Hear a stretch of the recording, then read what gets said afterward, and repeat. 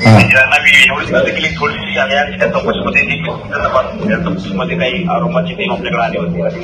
तुमच्या पुस्तकांना थोडं म्हणजे त्या चौकशी दरम्यान त्यांना पण त्यांची अचेतन झालेला आहे. याच्यात त्यांचा निरीक्षण आहे की काय ट्रस्टी काय मान वगैरे झाली आपल्या पोलिसला सीसीटीव्ही आहे. एक लक्षात घ्या, कदम ती 25 वर्षाची आहे. कुठला तरी पोलीस औरंगाबादमधनं येतो आणि हे सगळं कोणाच्या तरी घरामध्ये घुसतात. कुठल्या कायद्याखाली घुसतात हे? हा, पोलिसाला लायसन्स तर दिलेलं नाही ना, त्याच्यामुळे एफआयआर नोंदून घ्या ना, चौकशी होत राहील त्याच्यामध्ये. नाही 2 दिवस नाही, ताबडतोब झाली पाहिजे एफआयआर. कदम 2 दिवस नाही, एफआयआर ताबडतोब नोंदवल्या गेली पाहिजे. नाहीतर मी त्यांना सांगतो तिथे धरणं देऊन बसा, एफआयआर नोंदवा म्हणून. नाही, विनंती नाहीये, कायदा आहे.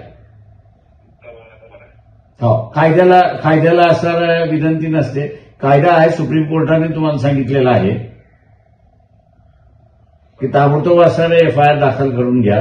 चौकशी तुमची होत राहील ना. एफआयआर नोंदवायला सुद्धा पोलिसांचा रेजिस्टन्स आहे. आम्ही चौकशी तर मागत नाही, किंवा तुमच्या चौकशीमधून निष्फळ होईल त्याच्यावरतीच तुम्ही असं कारवाई करणार आहात.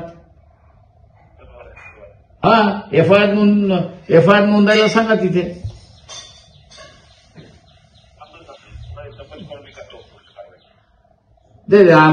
सुप्रीम कोर्टाला पत्र टाकू का आम्ही त्याच्यामध्ये